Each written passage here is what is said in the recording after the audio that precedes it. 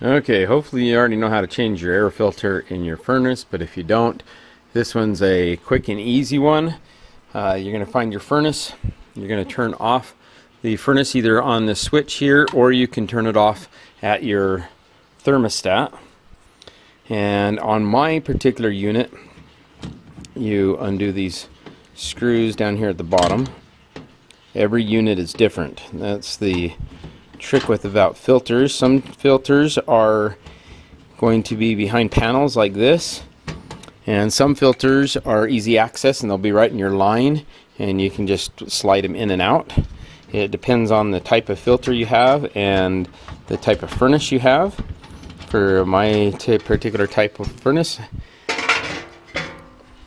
come in here and there's my filter. To remove it, you just push down on these bars or pull up on the bars, and then you can take the filter out.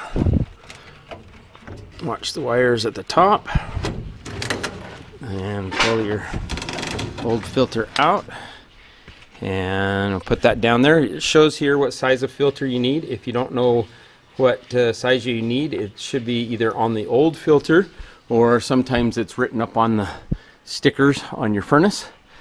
But you can always check the old filter, get the same air filter, and on these things there'll be an indication like this that says airflow, so you need to make sure that the airflow arrow goes the proper direction.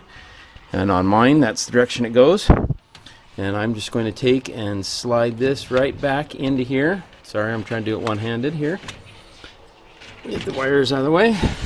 We slide it right back in, and there's a tray that the filter goes into right there.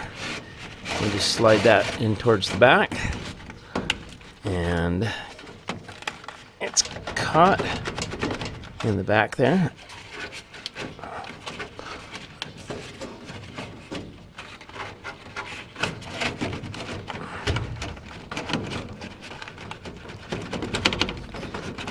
That's what happens when I try to do it one-handed.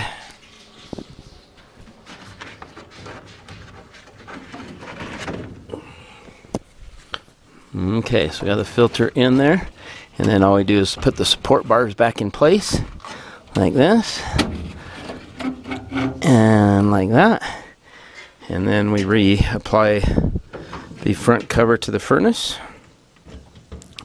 There's a little safety tab here, so if you don't have the cover on, it won't operate, so you don't have to worry about it turning on while you have the cover off, especially because you already turned the switch off.